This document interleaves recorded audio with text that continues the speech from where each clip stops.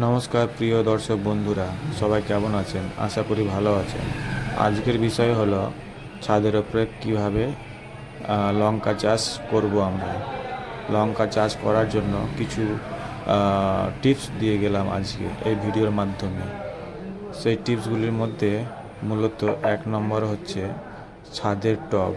হ্যাঁ, টব অবশ্যই 8 থেকে 10 ইঞ্চি, 8 বাই 10 ইঞ্চি টবগুলো নিতে হবে, কেননা এতে বেশ পরিমাণে মাটি আঁটে এবং ফল ও ফুল ভালো আসে। আর মাটিগুলো সবসময় ঝরঝরে ভাব রাখতে হবে, মাটিতে যাতে বালির ভাবটা মোটামুটি 30% থাকে, সেই দিকটাও খেয়াল রাখতে হবে। কেন বালুর ভাব যদি না থাকে তাহলে কিন্তু জল নিষ্কাশন হবে না ঠিকমতো এবং গাছটা কিন্তু মারা যাবে, বিশেষ করে বর্ষাকালে। তারপর চলে আসুন গাছকে আমরা কীভাবে ভালো রাখবো। গাছকে ভালো রাখতে মূলত 8 দিন 10 দিন পর পর স্প্রে করতে হবে। কীটনাশক, ফাঙ্গিসাইড, ইনসেক্টিসাইড এগুলো স্প্রে করতে হবে 8 দিন 10 দিন পর পর।